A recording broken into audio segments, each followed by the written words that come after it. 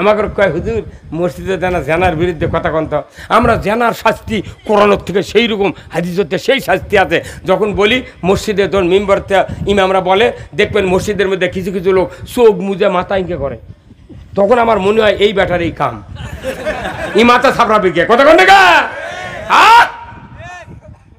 আমরা যখন কই জানা করবেন না তখন ওরা মনে মনে কয় সুযোগ পালে হুজুরের বাড়িও ছাড়ুও না কত মৌলবীর বিটিক বার করে নিয়ে গেছে কত ধনী ধনী মানুষের বিটিক গরিবের বেটা বার করে নিয়ে গেছে কিন্তু তখন বিচার হয় কিন্তু ধনীর বেটা যখন গরিবের বিটিক বার করে নিয়ে যায় তখন কয় এই বেটা তুই লেগে দা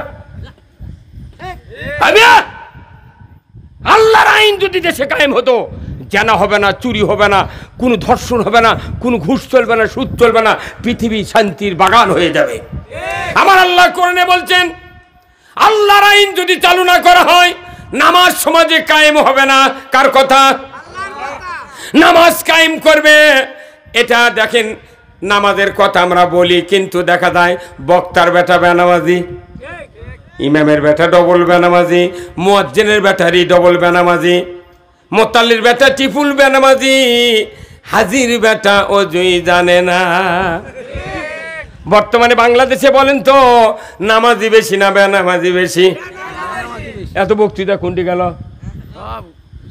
আমার আল্লাহ বলেছেন আল্লাযীনা ইম্মাক্কান্নাহুম ফিল আরদ আকামুস সালাতা ওয়া আতাউজ যাকাতা ওয়া আমারু বিল মারুফ ওয়া নাহাউ আনিল মুনকার ওয়া লিল্লাহি আকিবাতুল উমুর জোরে কন্না মারহাবা আমার আল্লাহ বলেছেন ও দুনিয়ার মুসলমান যদি তুমি কোন ভূখণ্ডের প্রধানমন্ত্রী হও সরকার হও প্রেসিডেন্ট হও ক্ষমতায় দাও চারটি দফা চালু করবে এক নাম্বার হলো নামাজ কায়েমের আইন দুই নাম্বার যাকাত আদায়ের আইন তিন নাম্বার ন্যায়ের আদেশ চতুর্থ নাম্বার অন্যায়ের নিষেধ এই চারটি দফা দুনিয়ার কোন সরকার জমিনে যদি চালু করে আমার আল্লাহ বলেছেন জমিনটা হবে জান্নাতের জমিন ওই জন্য তো খুতবার ভেতরে গতকাল ছিল শুক্রবার নাকি আজ তার আগে আজ কি বার কালকে ছিল শুক্রবার আপনাদের এখানে যতগুলা মানুষ আমার সামনে বসে আছেন গত শুক্রবারে যারা নামাজ পড়েছেন কালকের শুক্রবার সারা ধরে মৃত্যুর আগ পর্যন্ত যতদিন পড়বেন আর এতদিন যতদিন পড়েছেন একটা হাদিস প্রতিদিন খুতবার ভেতরে ইমামরা বলে ওয়া সুলতানু জিল্লুল্লাহে ফিল আরদি মান আহানা সুলতান আল্লাহি ফিল আরদি আহানাহুল্লাহ এই পড়েন কিনা শোনেন না আপনারা হাদিস ভাই শোনেন না এর অর্থ কি জানি এই একটা হাদিস প্রতিদিন সানি খুতবা ইমামরা আমরা পড়ি ওয়া সুলতানু জিল্লুল্লাহ আল্লাহু আকবার ন্যায়পরায়ণ শাসক আল্লাহর ছায়া সদৃশ্য যারা ন্যায়পরায়ণ শাসক কায়েমের বিরোধিতা করে তারা যেন স্বয়ং আল্লাহর সাথে বিরোধিতা করলো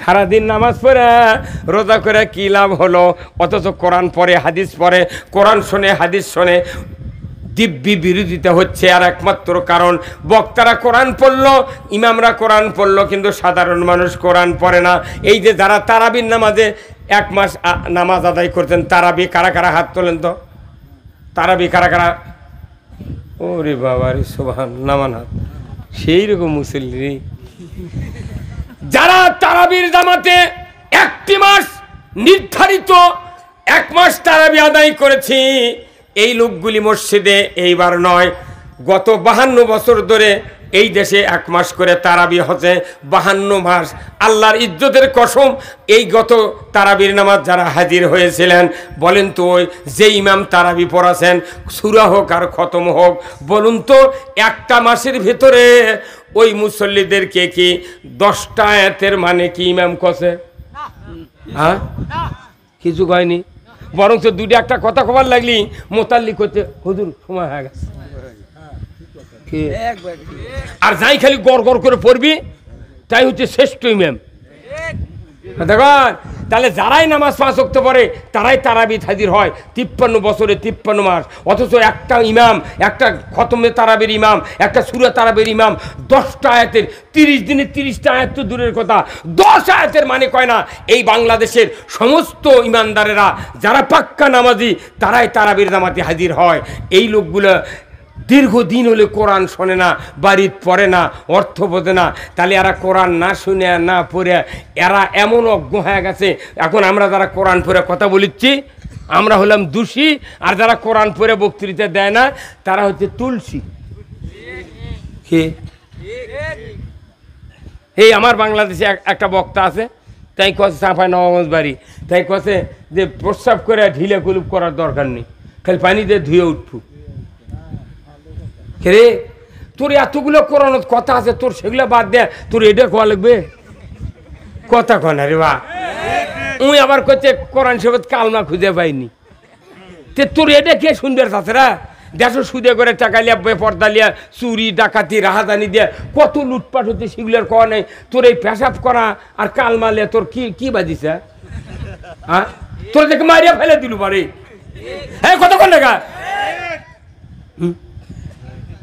আমিয়া এতগুলি কথা এই জন্য বললাম, এই কথাগুলি গুলো এই মাদ্রাসাত ওই ছাত্ররা পড়ে, কথা ঠিক কিনা? যে কথাগুলো আরবির বাংলা বললাম এই কথাই মাদ্রাসাত পড়ে, কিন্তু এই মাদ্রাসাতে আবার কি কায়দা নেমেছে, যারা কমিটির লোক আছে ওর কেড়ে একটা বেটা মাদ্রাসাত পড়ে না। কথা কয়ে ঠিক কর না আপনারা? হ্যাঁ তোর ঠিক। ওরা করছে আমরা মানুষের বেটাক মুলিবি বানাবো, আর আমার বেটাক মুলিবি বানিয়ে ভিক্ষা করে খাবি। উই এসপি বানাচ্ছে, তার ওই টিওনো বানাচ্ছে, বড় বড় আর্মি মেজর বানাচ্ছে, আর মেডিকেল অফিসার ইঞ্জিনিয়ার বানাচ্ছে। আর গরিব মানুষের বেটা ওই কুড়ি আজ যেটা আজ একটা পাগড়ি দেওয়ার কথা ছিল, বাইরে হচ্ছে রংপুর মানুষের এটি পড়ছে, আর এটকের কমিটির বেটাটা কেজিত পড়ছে। কেজিত পরে 22 বছর বেজি হয়, উনি একটা গেলে হাঁস ধরিচ্ছে আর খাচ্ছে। আপনি বলেন, আপনি যদি একটা সন্তানকে জানাজা করার মতো তৈরি করতে না পারেন, আপনি যদি একটা সন্তানকে মৃত্যুর সময় কোরআন পড়াতে না পারেন, পড়াতে শুনতে না পারেন, আপনি পিতা হিসেবে ব্যর্থ। ব্যর্থ।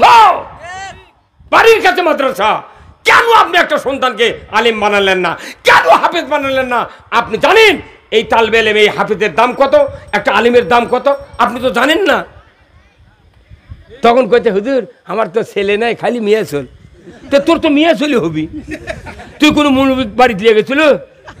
ওই সভা সমিতি হলে ওই মাদ্রাসা ফেলে দিতেছ না, জুম্মার ওই সূত্র আটো আনা ঘর নাই, ওই ইয়ে আর মুয়াজ্জিন থাকে সেই কুঠরি, ও হুজুর এখানে কইতে হুজুর এটি ফাইন জায়গা। তে তোর বাড়ি কি?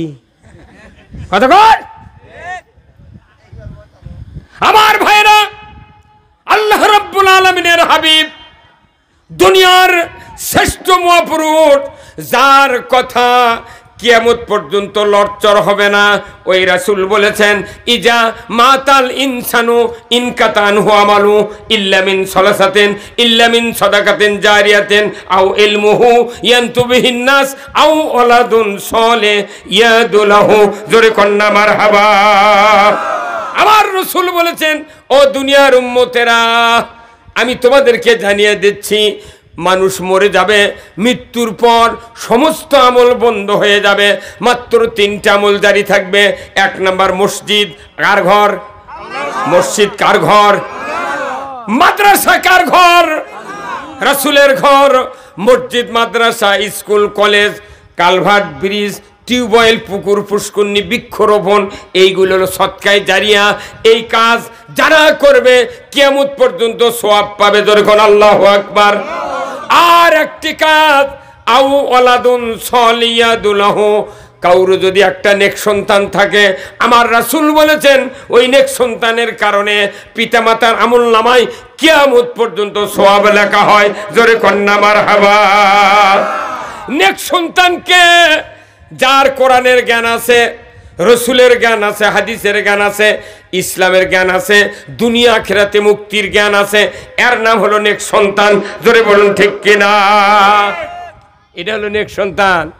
কিন্তু সেই নেক সন্তান হাফিজে মাদ্রাসা দেয়নি, উনি উপবৃত্তি খাওয়ার জন্যে প্রাইমারি ভর্তি করে দিয়েছে, স্কুলে ভর্তি করে দেয়। বাবা উপবৃত্তির জন্য নিবন্ধন করিচ্ছে, কত কি করছে, খালি মাসের বেতন লাগে। আর এটি কোথায় তোরা গরিব মানুষের বেটা মোটা হয়, ছাঁচিলাও খাবো, আনাজ খাবো, আর খালি ওই আলু খালি ঘাটি খাবো। হ্যাঁ, আর এই যে ধানগুলা, এই যে ধানগুলো ইউরিয়া দিচ্ছে, এই মাসের তো 30-32 মণ করে ধান হয়। 1 বিঘা জমিতে আপনাকে 1.5 মণ ধান ওষুধ দেওয়া লাগবে। কয় মণ? 1 বিঘা জমির 1.5 মণ ধান যদি ওসর হয় যাই 30 বিঘা লাগাছে 30 দ্বারে কত হয় 45 মণ ওসর দেওয়া লাগবে দেখবেন ওই 45 মণ ধান ওসর দিচ্ছে কি ওই 5 মণ ধান দিচ্ছে 75 খান্তি ইটি 2.5 কেজি উটি 3 কেজি ইটি 5 সের ইনকে দিতে দা অনেক বহু দিছি বা 5 মণ দিছে 75 টাকা দিয়া করছে বহু দিছি ওই পয়সাটা দিছি বর্ষাটা দিছি ওই সংস্পাড়া দিছি ইটি দিছি উটি দিছি লোদলি আত্রা গয়লাপুর সব দিয়ে তাহলে 5 মণ দিছে 45 এর মধ্যে থাকে কয় মণ তাহলে 40 মণ আছে তাহলে 30 বছর ইরি লাগাচ্ছে 30 বছর ইরি লাগাচ্ছে তাহলে এই ইরির ধান 40 মণ করে যদি থাকে ওর কাছে তাহলে 30 দিয়ে 40 গুণ করলে কত হয় 1200 হ্যাঁ মরুদিনে কম্পিউটার ফেললে কি মরুদিনে রে বা আল্লাহু আকবার মনে হচ্ছে আগে বোধহয় আমি ওরা কম থেকে হিসাব করে থাকবে কি কথা রে ভাই মাথায় নষ্ট 1200 মণ ধান 1200 মণ ধান এটা আল্লাহর বান্দা গরিবের এতিম অসহায় দিন যারা চায় এবং মুসাফির ঋণগ্রস্ত এই দ্বীনি ইলম শিক্ষার খাত এই 8টা খাতে আল্লাহ কোরআনে বলছেন ইন্নামা সাদাকাতুল লিল ফুকারায়ে ওয়াল মাসাকিন ওয়াল আমিলিনা আলাইহা মুআল্লাফাত কুলুব ওয়াবনিস সাবিল ফি সাবিলিল্লাহ এই 8টা খাতে এই ধান ওসরের ধান দেওয়া লাগবে কিন্তু 5 মণ দিয়ে 40 মণ শুকে লিয়ে যা ছাদের উপর তুলে থবে তাহলে 40 বছর 30 দিয়ে 40 গুণ করলে 1200 মণ হচ্ছে তাহলে 1200 মণ ধান দিয়ে আমাকে মোট জমি আল্লাহ কটলেছে ধান কার আমাকে ধান দিয়ে আল্লাহ ওগুলা ধান দিয়ে আমাকে জমি কটলেছে আমি ইচ্ছা করলে গয়লাপুর নদী বাঁধ ভাঙে ফেলে দিয়ে ওগুলা ডুবিয়ে আমি সাদা করে কত কোনে গা কালীগঞ্জের পূবে ধানলে ধান লাগছেন না ওই ধানুলিয়া এবার সভা করছি সভা খেয়ার পারে দর খেয়ার নেই আমি খেয়ার বা খেয়ার নেই কইতে হুজুর খালি সাদা আমি সাদা হবি তোর মাদ্রাসা ছাত্র তখন আর ধান তুলবার আসে তখন ওই তফাত থাকতে ওই ধান আলাপ মুখ বেতার এই যে আসিচ্ছে এই কতক্ষণ টাকা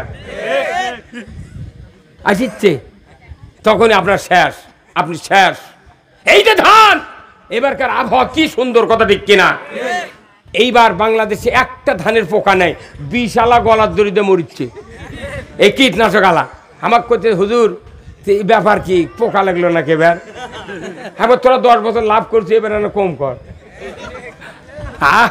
আমায় না এটা আল্লাহ নির্ধারণ করে দিয়েছে ওয়াতুয়া হাক্কাহু ইয়াউমা হাসাদিহি ফসল কর্তন করার পর পরই আমার হক আমাকে দিয়ে দাও আল্লাহু আকবার এখানে যতগুলো মানুষ আছেন এখানে 8 বছর হলে মাদ্রাসার সভা হচ্ছে 8 বছরে মাদ্রাসা প্রতিষ্ঠিত 2 মণ ধান একটা বস্তাত মাপে নিয়েছে নিজের ইচ্ছায় মাদ্রাসার ছাত্র যায়নি মৌলানা যায়নি হাফেজ যায়নি নিজের ইচ্ছায় ভ্যানত করে তুলে 2 মণ ধান এনে মাদ্রাসার ঢেলে দিয়েছেন একটা লোক হাত তুলে দেখান তো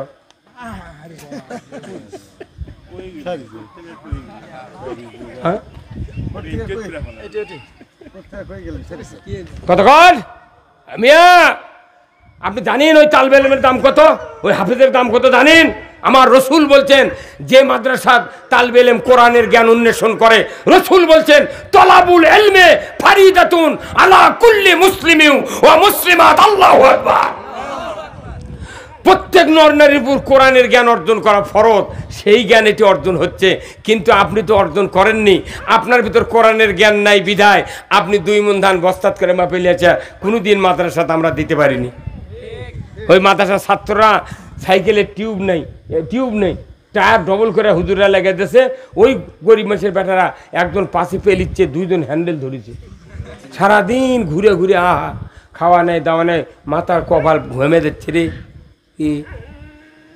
একটা গ্রামের ওসর দিলে এই মাদ্রাসার কারু কাছে ভিক্ষা করা লাগবে না এই কতক্ষণ এই গ্রামত কমপক্ষে 900 মণ ওসর উঠবে এই গ্রামত 900 মণ এই কোরিয়ালা এই গ্রামের নাম কি কয়রা এই গ্রাম হলো বর্ষাতার আসাব্বর এসপি ছিল না আকবর হাজি তারই হচ্ছে নানার বাড়ি এটি তারপরে দোপগড়ের বসিরউদ্দিন হাজি ও তারই হচ্ছে এরা নানা শ্বশুরের বাড়ি ওই লোকটা বর্ষাটা ওই শ্বশুরের বাড়িতে বেড়া বেড়াইছে পাতার মধ্যে কুনবেন আছে এদিকে দিল হেরে তা আমরা পরে শুনলো যে কয়রা গাঁও কি সেটি হারিয়ে গেছে। আল্লাহ আমাকে এই কয়রা গাঁও দা জানিয়েছি। আমাকে বলছে হুজুর কোথায় যাবেন, সিমলা মাদার কোথায়? আমি বললাম আরে খুলনা একটা কয়রা আমি মাহফিল করে এসেছি। খুলনা খুলনা একটা কয়রা আছে কে ভাই, আছে না? তা আমাকে আমি বললাম কয়রা যাচ্ছি, কোথায় এত দূর এটা সবাই ধরে পারবেন, সবাই কি আজ না কাল? আমি যাই দেখি তো, কথা বুঝতে পারেনি। এরকম কয়রা গাঁও খুব ঐতিহ্যবাহী গাঁও, একটা বিভাগের গাঁয়ের নামে এই কয়রা। এই গ্রামের যদি 100টা বাড়ি থাকে, যদি গড়ে 30 বিঘা 20 বিঘা করে জমি থাকে, 20 বিঘা 20 দ্বারে 30 মন, 30 বিঘা 30 দ্বারে 45 মন ওষর দিতে হবে। তাই 10 মন করে ওষর এই মাদ্রাসা দিলে কাউরো কাছে ভিক্ষা করা লাগবে না। এটি তখন মাদ্রাসা ভিআইপি হবি, শিক্ষক ভিআইপি থাকবি, ভিআইপি মানুষের বেটারা এটি পড়বে। এখানে পড়লে একটা হাফেজ তৈরি করলে আপনার কি মর্যাদা, আমি আল্লাহ রসুলের হাদিস থেকে আপনাদেরকে সেই কথাগুলি বলবো। জোরে কোন মারহাবা, একটু জোরে সোরে তাকবীর দেন। লিল্লাহে তাকবীর, নারায়ে তাকবীর, নারায়ে তাকবীর। আল কোরআনের আলো সংসদে ঘরে কি জানি ঠিক আছে, আল কোরআনের আলো, কোরআন হাদিস যেখানে, দুনিয়ার মুসলিম, দুনিয়ার মুসলিম। লিল্লাহে তাকবীর। যতই বক্তৃতা করেন, সংসদে যদি কোরআন বিজয় না হয় আপনার কিচ্ছু হবে না। আপনাকে এখানে ভাই এই যে লদলি বাজারে গ্রিলের দোকানদার নাই, ওই আত্রায় আছে গ্রিলের দোকানদার, ওরা কি ওই ঝালাই করে জানলা দরজা বানায় না? দেখবেন ওই গ্রিলের BSRM এর স্কোয়ার বার দিয়ে জানলার গ্রিল বানাচ্ছে গ্রামীণ চেকের। দেখবেন ওই জানলা যখন বানাচ্ছে ওই ওয়ালের থেকে একটা মিটার আছে, মিটারের থেকে একটা লাইন নিয়ে আসে এইরকম ওই ঝালাইয়ের মেশিনের মধ্যে ঢুকে দিয়েছে, ঢুকে দিয়ে এই দিক থেকে আবার 2টা লাইন বের করছে। এখান থেকে একটা লাইন 336 তার দিয়ে এত বড় একটা পাতি হোক আর রড হোক এরই মাথা ফাইন করে পিষে ওই যেটা ঝালাই করবি তারই বকত ফেলে দিতে হবে। এই লাইনের নাম কি? হ্যাঁ জোরে করে, এই লাইনের নাম কি? আর্থিং। আর আরেকটা লাইন এর বার করছে, সেটা কারেন্টের লাইন, ইনকা সিমটা আছে, এত বড় বড় কাটিং করে ধরছে, ধরে সুইচ দিয়ে ওই যে রড পরে আছে ওর গাঁত কমপক্ষে 1 কোটি ফোটা আছে, ওইকে দাউদে বুড়ো হয়ে পড়ে আছে, কথা কন না? ওরই উপর যায় এই দোকানদার আবার ইনকে 2-3টা ঘাও দিছে। তখন ওই ওই ওই পাতি আর ওই রড করছে, ভাই তুমি ঝালাই করবে জানলা, আমার কষ্ট দাও কে? করছে ভাই আমি দেখিচ্ছি লাইন আছে নাকি, কথা কন? আজ এই আর্থিংয়ের লাইন যদি অফ করে দিয়ে কিয়ামত পর্যন্ত ঝালাই করবার চায়, একটা ফোঁটা দেওয়া যাবে? হ্যাঁ যাবে? তাহলে আর্থিংয়ের লাইন হচ্ছে আগে জরুরি, কতক্ষণ? তাহলে এই আর্থিংয়ের লাইন আমরা যে বক্তৃতা করছি, আল্লাহ হলেন পাওয়ার হাউস, এই কোরআনের পাওয়ার হাউস, এই কোরআন হলো মিটার। এই মিটারের থেকে আলেম ওলামা, মসজিদের ইমাম, মাদ্রাসার হুজুররা কোরআনের থেকে বক্তৃতা দিচ্ছে, ডাইরেক্ট কারেন্টের বক্তৃতা। কিন্তু দেখা যায় সরকার যদি ইসলাম চালু না করে তাহলে আর্থিং নেই। আমরা বলবো সুদ হারাম, সরকার সুদ হারাম করবি। আমরা বলবো চুরি করলে হাত কাটো, সরকার হাত কাটার আইন কায়েম করবি। আমরা বলবো জানা করা যাবে না, জানা হারাম, সরকার জানার সংবিধান আইন কায়েম করবি। তাহলে সরকারের রাষ্ট্রশক্তি হলো আর্থিং, আর বক্তার বক্তৃতা হলো কারেন্ট। কারেন্ট ছাড়লে হবে না, আর্থিং ছাড়া যেরকম ঝালাই হয় না, বক্তৃতা দিয়ে সমাজের শান্তি কায়েম হবে না যতক্ষণ রাষ্ট্রশক্তি ইসলাম বিজয় না করবে। ধরে বলুন ঠিক কিনা?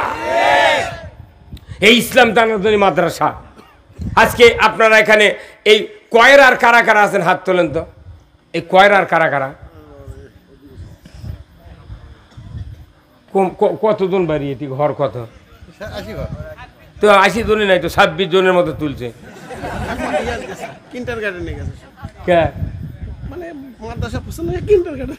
বুঝছেন? এটা কি 4টিখানি কথা? আপনি কোরআন পড়বেন না, সন্তানকে আলেম বানাবেন না, হাফেজ বানাবেন না, কোরআনের জ্ঞান অর্জন করবেন না, বক্তারা কোরআনের জ্ঞানের কথা কলি আপনি আবার প্রতিবাদ করবেন, কিংবা চুপ করে বসে থেকে মনে মনে করবেন কয় কিরা এতক্ষণ সোয়াব 4 বস্তা ঢালে দিবি। আমি আর শোনেন, আল্লাহর নবী বলেছেন কি শোনেন, মানুষের মৃত্যুর স্বাদ 4টি হবে। এটা মানুষ নয়, প্রত্যেকটা মখলুকাত। কুল্লু নাফসিন যায়িকাতুল মাউত, প্রত্যেক জীবনের মৃত্যুর স্বাদ চাকতেই হবে কার কথা? আইনামা তাকুনু ইউদরিকুমুল মাউতু ওয়ালাউ কুনতুম ফি বুরুজিম মুশাইয়াদা। আমার আল্লাহ বলেছেন, মরণের হাত থেকে যদি বাঁচার জন্য সুদৃঢ় দুর্গ তৈরি করো সীসা দিয়া, আর সেখানে যদি কোনো ছিদ্র ফাঁক ফোকর না রাখো, আমি রব্বুল আলামিন ওই জায়গায় আজরাইলের মাধ্যমে মৃত্যুকে হাজির করে দেব। মরণের হাত থেকে কেউ বাঁচতে পারবেন না। আমার রসুল বলেছেন, একটা মানুষের যখন অন্তিম শয্যার সময় এসে যায়, জাকানদানি শুরু হয়ে যাবে, আজরাইল এসে যাবে, ওই সময় শয়তান বাবার সুরতে ডান দিকে বসে, মায়ের সুরতে বাম দিকে বসে, দুইজনই শয়তান, অবিকল বাবা অবিকল মা। বাবার সুরতের শয়তান বলে, বেটারে 50 বছর আমি মাথার ঘাম পায়ে ফেলে তোমাকে লালন পালন করেছিলাম, আমি তোমাকে না খাইয়া তোমাকে খাওয়াইছি রে বেটা, ঔষধের ব্যবস্থা করেছে গোসল না করিয়া, দুপুরবেলা ভাত না খাইয়া, ও বেটা আমি ঈদের দিনে নতুন জামা কাপড় না পরিয়া তোমাকে পরাইছি রে বেটা, সারা জীবন তোমাকে মাথায় করে কোলে করে আমি মানুষ করেছি রে বেটা, আমি মরণের সময় ইহুদি ধর্ম গ্রহণ করে মারা গেছে, তুমি ইহুদি হইয়া মরো। শোনা যাবে ওই শয়তানের কথা, কিন্তু অবিকল বাপ অবিকল। আমার ভাইরা, মা বাম দিকে বসবে, মায়ের সুরতের শয়তান বলবে, বেটারে 10 মাস 10 দিন উদরে ধারণ করেছিলাম, আমি রক্তাক্ত অবস্থায় ভূমিষ্ঠ করেছি, 2.5 বছর 13.5 মণ দুগ্ধ তোমাকে পান করাইছি, 5 বছর মেথরে কাজ করেছি, শীতের থেকে বাঁচার জন্য তুমি প্রস্রাব করে সকল কাপড় চোপড় ভিজায় দিয়েছ, আমি সারা রাত কলিজার পরে করে রেখেছি রে বেটা, আমি না খাইয়া তোমাকে খাওয়াইছি, খবরদার খবরদার রে বেটা, আমি মরণের সময় নাসারা ধর্ম গ্রহণ করে মারা গেছি, তুমি নাসারা হইয়া মরো, তোমার ভালো হবে। বলুন তো, দুই দিকের দুই শয়তানের কথাকে শোনা যাবে? এই দুইজন কি? আগে তো যার বাড়ির সন্তান হচ্ছে তার বাড়ি সকালবেলা 31টা 32টা তেনা ওই মায়েরা লেড়ে দিচ্ছিল, আরো দড়িত বেড়া।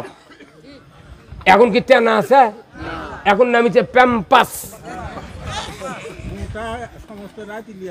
কি আমার বাড়ির কাছে এক ভদ্রলোক বুঝছেন, চাকরি করে, তুমি বিয়ে করছে, বউ 16 হাজার বাড়ি ঠিক আছে, তো ওই বাড়ির একটা দাদি তাই সে করছে, বাবা কি হুজুর, আমি কোনো কি খালা, কি খালা সম্পর্ক বুঝছেন, তো করছে এবারে আমাকে একটা কালা ছোল হচ্ছে, সারা রাত ঘুম পারে না, কে কারণ ঘুম পারবে না কে, ওর কি সমস্যা, মায়ের গরম দুধ খাবি, চোখ পুলটে ঘুম পেয়ে ভাবনা কি তোর, করতে পারে না ধারা তেলপো, এমন না তেলপো ধারা পরে, তুমি একটু আমাকে সময় দেওয়া লাগবে। তে 2 ঘন্টা টাইম লিছি, একটা আমার বাড়ির কাছে একটা দাদি নাম, দাদি হয় আমার, তাই আসছিল, ওকে 20টা টাকা দেন সকালবেলা দিয়ে, কোনো দাদি তুমি যাও তো ওরকে বাড়ির চারিদিক ঘুরে আমাকে তদন্ত করে দাও তো, ওর চারিদিক বাড়ির চারিদিক টোপলা টাপলি কিছু পরে আছে না দেখতে, ওই যা দেখে আসে করছে, বা ওরকে বাড়ির চারিদিক পলিথিনও বোঝা যায় না, কাপড়ও বোঝা যায় না, ইনকে লুসো লুসো সব পরে আছে, লুসো লুসো পরে আছে। তখন আমি চিন্তা করে বুঝতে পারছি, তো কে ছোলের বয়স 4 মাস 5 মাস না 7 মাসই, 7 মাসের ছোলের পায়ের উড়াতার কতখানি ফাঁক, ওরই মধ্যে 2.5 কেজি 3.5 কেজি ওই প্যাম্পাস পরে দেয়া, সারা রাত ছোলো কাজ করে শুয়ে তো ওই দিক করে, আর এই দুজন খালি টিভি দেখিচ্ছে, এই 2 বদমাইশ। এই কথা কন না, হ্যাঁ, সারা রাত 3.5 কেজি পেশাব পায়খানা হতে, ওর তেনাও ধোয়া লাগিচ্ছে না, সকালবেলা উঠে ওটা খুলে ফেলে সন্তার পাশে ফেলে, ওই আর ফুলবাবু কি আগেকার তেনা তেনা দিয়ে যেগুলো শোল মানুষ হচ্ছে, ওরকে কোনো ডায়াবেটিস নেই, এখন যেগুলো প্যাম্পাসের হচ্ছে, আগেকার যে তেনা দিয়ে হচ্ছে তাও ওরই মধ্যে 2-4 জন বাপক মারিচ্ছে। দিনাজপুর গেছি সভা করবে, এক বুড়া মশাইটা করছে, শেষ বয়সে একটা বেটা হচ্ছে, তে করছে হুজুর এনা তদবির করে দেবেন, কি তদবির করছে, আমার একটা বেটা আছে 11 বছর বয়স, খালি খেপে ওঠে হুজুর, কখন যে মারবি আমার ভয় ধরে, তে আমি কোনো কে মারবি, বাপক মারবি, বাপক চুমা খাওয়া লাগবি, ও ওই বাপের দিক তাকালি হবে সব, আল্লাহ রসুল বলছেন পিতার চেহারার দিকে নেক নজরে তাকাবি, সাথে সাথে হাজ্জাতা মাবরুর, কবুল হজের সব। এই যে বাংলাদেশে এখন 6 লাখ 7 লাখ টাকার হাজি হওয়া লাগিচ্ছে, এখন হজ না করে খালি বাপের চেহারার দিকে খালি নেক নজরে তাকাবেন, টাকা ছাড়া, কুরবানি ছাড়া, তোয়াব ছাড়া আপনার হজের সব হবে। কি কথা ঠিক কিনা? এখন করছে হুজুর আনা তদবির করে দেন, খালি খেপে যায়। তেমন কোনো শোনেন, তদবির পরে আপনার ওই ব্যথা যখন হসে, মায়ের কি দুধ পাইছিল? করছে না হুজুর তোলা খাচ্ছে।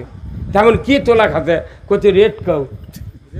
তেমন করে রেড মানে কি? করছে লাল, কাউ মানে গাবি। তে গরুর দুধ খিলেছেন হয়নি, উই যে আপনাকে একদিন ঢিসে মেরে ফেলে দেয়নি, আপনার কপাল ভালো। এই কথা ঠিক কিনা? কে রে উই মায়ের দুধ খেলে নিয়ে বর্তমানে বাংলাদেশে টাউন বন্দরে দান। আমাদের গইগাঁর মহিলাগুলো খুবই ভালো। টাউনের মহিলা কয় যেমন আছে তেমন রাখবো, নষ্ট করব না। আর একজন কোথায় যেমন আছি তেমন নেবো, বউ হব না রে। কথা ঠিক কিনা? যে মা সন্তানকে দুধ দেবে না, ওই মার সাথে সন্তানের কোনো সম্পর্ক থাকবে না। এই যে প্যাম্পাসের সন্তানগুলা রুহের সময় ছোট্ট বাচ্চাকে কষ্ট দিচ্ছে আমরা বাপ মাও, সারা রাত বড় একটা কোল বালিশে রাখেন, 2 ঠ্যাঙ্গের মূল মধ্যে দিয়ে নিংটি মেরে থসে, মনেতে জাইলারা দেখা পোকর মাছ মারবে, যা মাছ চুরি করে না, এই ধুতির মধ্যে লুকে থয়, ওরে ধুতি বিন্দা থসে। এই সোলফুলগুলো বড় হলে একটা বাপ মায়ের দাঁত থবে না। তুই আমার ছোটবেলায় যে কষ্ট দিত, তো খাড়া করে পড়তাম। হ্যাঁ কতক্ষণ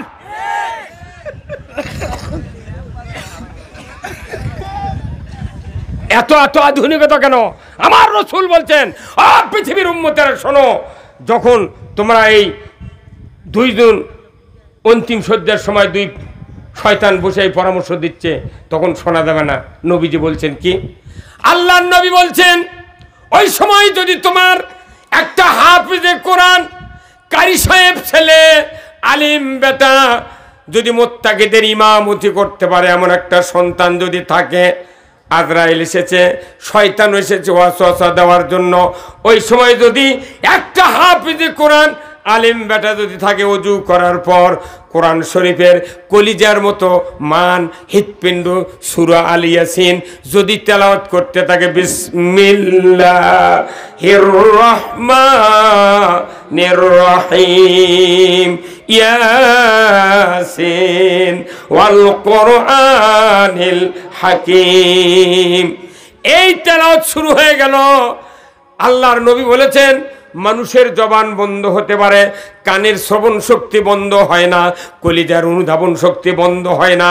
যে সন্তান কোরআন শোনাতে লাগলো অন্তিম শয্যায় মা বাবাকে, আমার রসুল বলেছেন ওই সময় ওই বাবা অন্তর দিয়ে অনুধাবন করতে পারে, এই তো আমার সেই সন্তান যার জবানে আজকে কোরআন শুনতেছি, এই তো আমার সেই সন্তান যাকে কয়রা নুরানি হাফিজা মাদ্রাসায় মাথায় করে টোপলা নিয়া, কাঁধে করে ব্যাগ নিয়া আমি 3.5 বছর থেকে 4 বছর পর্যন্ত হাফিজে কোরআন বানিয়েছিলাম।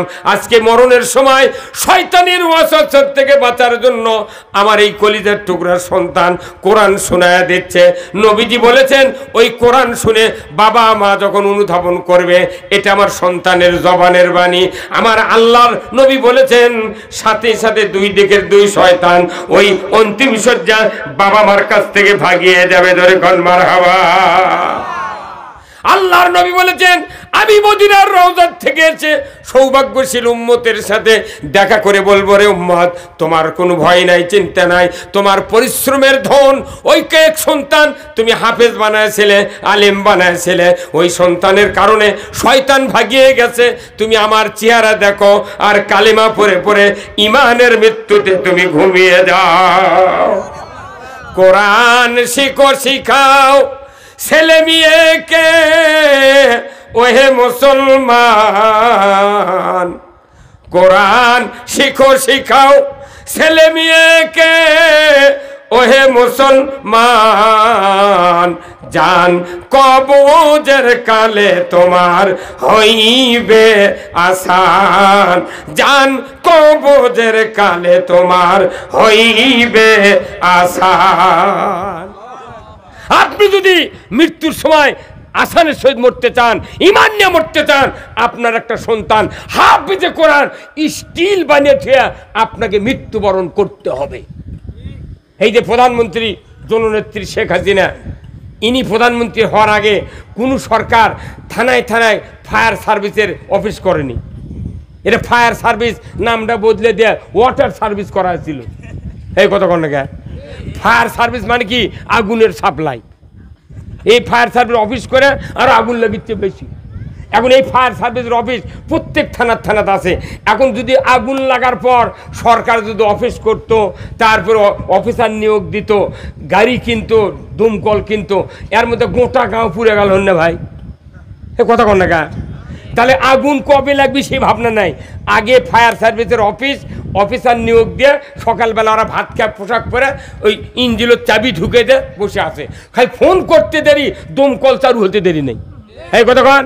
তো ওই যে দমকলের অফিসার দেখা অফিসতেই গাড়ির উপর বসে আছে, আপনার একটা দমকল বাহিনীর মতো একটা বেটা কোরআন পড়ার জন্য তৈরি করে দোয়া লাগবি। যদি তা না থন, আপনি মরবেন লাগলেন, আপনার বেটা আপনার বিটি কোরআন পড়ে পারে না। ওই মসজিদের ইমাম আর এই মাদ্রাসার হুজুরক ডাক পেরাচ্ছে। এখন এক ডাক এলে আসবে, ডাকে ওই ইরির ধান আলামু করবার কাছে, আলু পানি সিঁচবার কাছে, এক ডাকে লিয়ে যাইতে যাইতে আজরাইল জান লিয়া কাশিয়াবাড়ির সুইচ গেট পার হয়ে চলে গেছে। এই কথা কন না, লাভ কি? আপনার জীবন ব্যর্থ। কোরআন শুনলেই আল্লাহ আপনাকে ইমানের মৃত্যু দেবে, রসুল বলেছেন। এটা তো গেলে একটা ঠিক। 2 নম্বর ঠিক শোনেন, আপনি একটা বেটাকে ইমাম বানালেন না, জানাজা করার মতো ইমাম নাই, অথচ কোরআন শরীফে আল্লাহ কি সুন্দর একটা আয়াত দিয়েছে, পিতামাতা তোমরা আমার কাছে দোয়া করো, কি রব্বানা হাবলানা মিন আজওয়াজিনা ওয়া যুররিয়াতিনা কুররাতা আয়ুনিন ওয়াজআলনা লিল মুত্তাকিনা ইমামা। ও দুনিয়ার পিতামাতা, তোমরা দোয়া করো, আমি আল্লাহ আমার কাছে আমাদের সন্তান সন্ততি, আমাদের স্ত্রী পরিবারদেরকে তুমি হেদায়েতের রাস্তায় উঠাও, আর সন্তানগুলিকে, ছেলে সন্তানগুলিকে তুমি মুত্তাকিদের ইমাম বানাও। আর ওই সন্তান যদি মুত্তাকিদের ইমাম হয়ে যায়, আমি ওই সন্তানের দিক তখন তাকাবো। আল্লাহ বলেছেন, আমি তোমাদের চক্ষুদ্বয়কে শীতল করে দেব। মানে কোরআনও এসপি বানানোর কথা নাই, দারোগা বানানোর কথা নাই, ওই নেতা ইঞ্জিনিয়ার ডাক্তার বানানোর কথা নাই। ওই 5 পাস করতেনি, ও প্রাইভেট টিউশনি, ও ওই কী কয় একের ভেতর অনেক আল আরাফা আল আকাবা এগুলো পড়ে, গাইড টাইড পড়ে কয় বাবা পড় পড় পড়, কারেন্ট চলে গেলে মায়ে হাঁক কয় পড়, ফার্স্ট ডিভিশন পাওয়া লাগবে, কি জিপিএ 5 পাচ্ছে। অথচ মাদ্রাসাত কোনো এতগুলো ছাত্র পড়ে, কারু মাও কোনো মাদ্রাসাত আসে না। আর টাউন বন্ধের দা দেখেন কেজি লিয়ে দা মা ওই পুচ্ছে না বিটি আর বেটা লিয়ে দাও স্কুলে ঢুকে দেয়, ওইটি খেতা ছেলে করতে আলতা বন নেতা খেলার মাঠ খালি ইনকে ফোঁড় তুলিচ্ছে। এই কথা বল, দুঃখের বিষয়। আপনার সন্তান যদি মুত্তাকির ইমাম বানাতে চান, আপনার পিতামাতাকে দোয়া করতে হবে তাহাজ্জুদ পড়ে, আল্লাহ আমার সন্তানকে তুমি নেককার পরহেজগার মুত্তাকির ইমাম বানাও। আল্লাহ আরেক জায়গায় বলেছেন, তুমি দোয়া করো রব্বি হাবলি মিনাস সলিহিন। কোথায় মুসলমান বাপ মা মোনাজাতই শোনেনি, আমাকে রয়েছে এক ইমাম ওই প্রতি ওয়াক্তে 10 বছর 11 বছর হলে দোয়া করে রব্বি হাবলি মিনাস সলিহিন। ওটা কবি এক মুক্তাদি চালাক, উনি কইতে করে একই দোয়া ই সারা জীবন কয়, কারণটা কি? তখন হুজুরের চেম্বার দেখত, হুজুর এই দোয়াটা যে কনার মানে কি? কোথায় আমি তো মানে জানি না, বা দোয়া করা লাগে তাই শুনে শুনে করছি। তখন উনি আবার আর এক হুজুরকে শুনিতে, হুজুর কোন তো এই মোনাজাতের মানে কি? উনি তখন কথে যে একটা নেক সন্তান আল্লাহ তুমি দাও। ওটা শুনে আছে হুজুর কথে যে হুজুর আপনার কি সোল ফল আছে? কোথায় 11টা বেটা বা তে আপনার এতগুলো সোল হসে, তাও কি আপনি আবার ওই দোয়া করতেছেন? কোথায় কে কোথায় আমরা চিন্তা কোনো দোয়ার মানে কি জানেন? কোথায় জানি না। তো ওই দোয়ার মানে কি জানেন? ওই দোয়ার মানে হলো আল্লাহ তুমি আমাকে একটা নেককার সন্তান দাও। কি এটা মানে? তেরে ধেম জানো না, আরো 11 বছর আগে দোয়া বন্ধ করে দেন।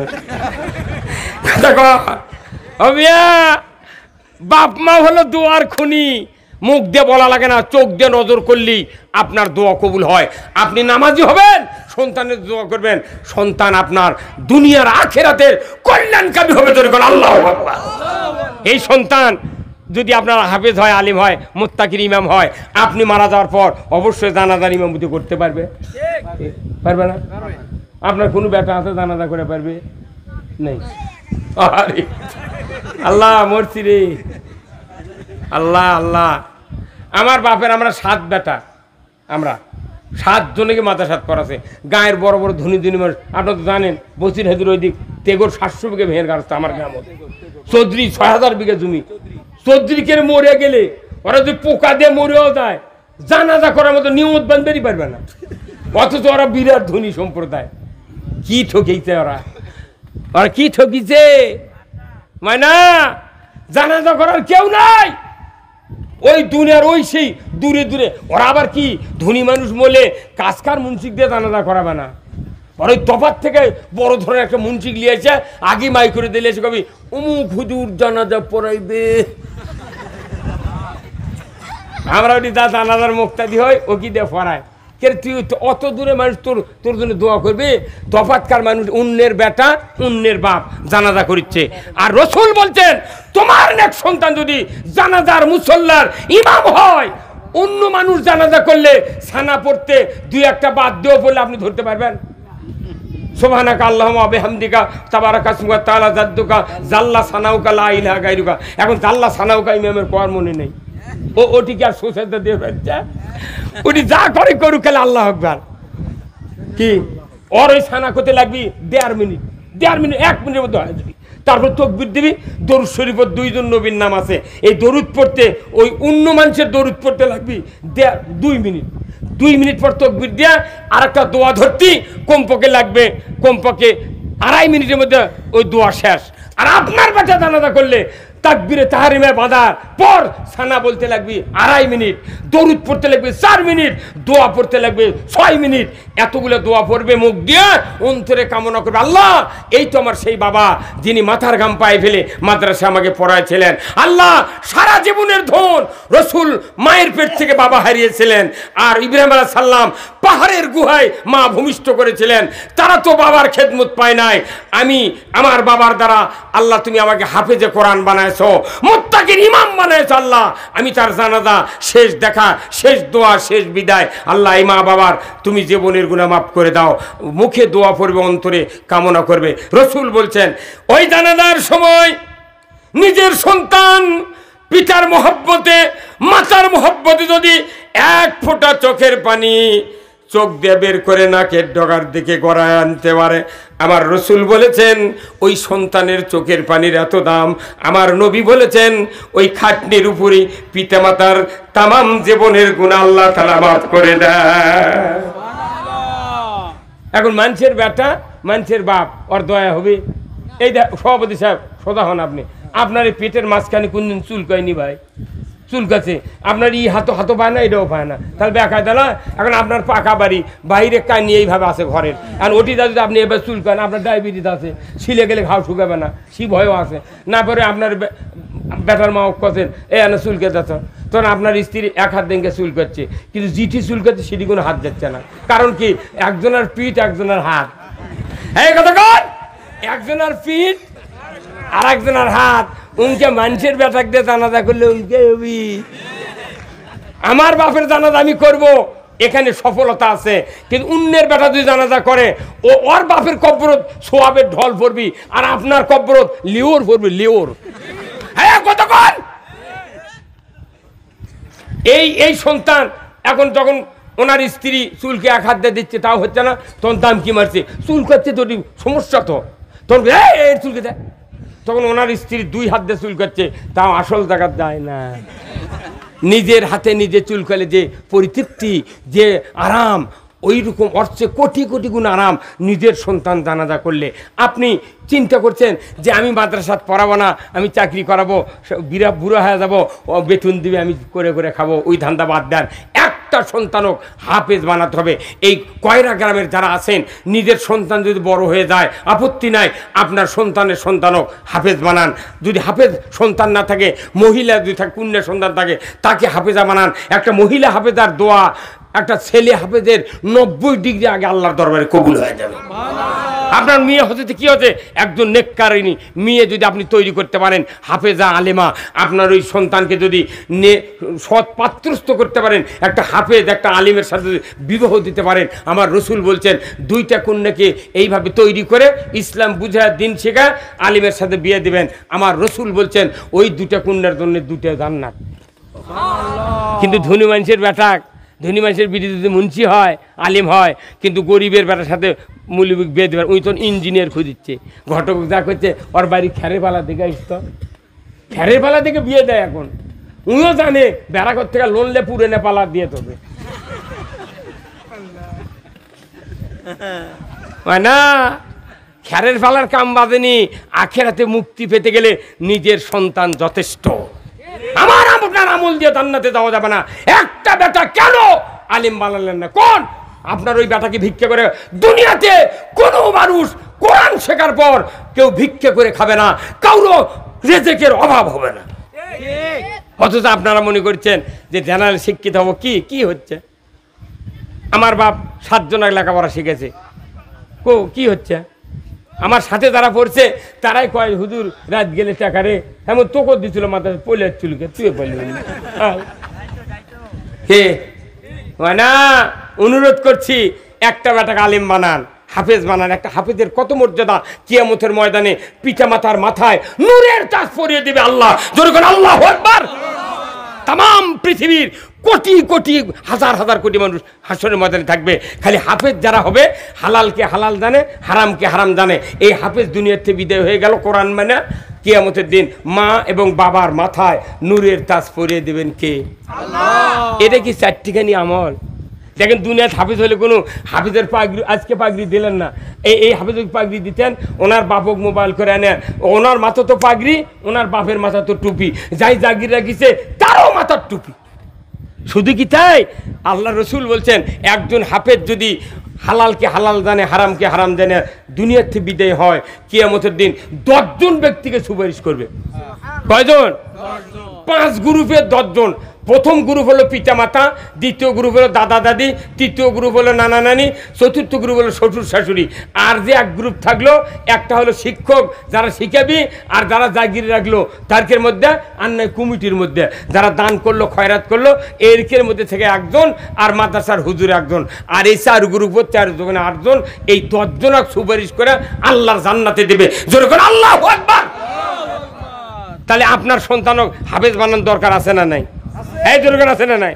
আমার নবী বলেছেন, মিশকাত শরীফের হাদিস, রসুল বলেছেন, ও দুনিয়ার মানুষেরা তোমরা শোনো, খায়রুকুম মান তাআল্লামাল কুরআন ওয়া আল্লামা।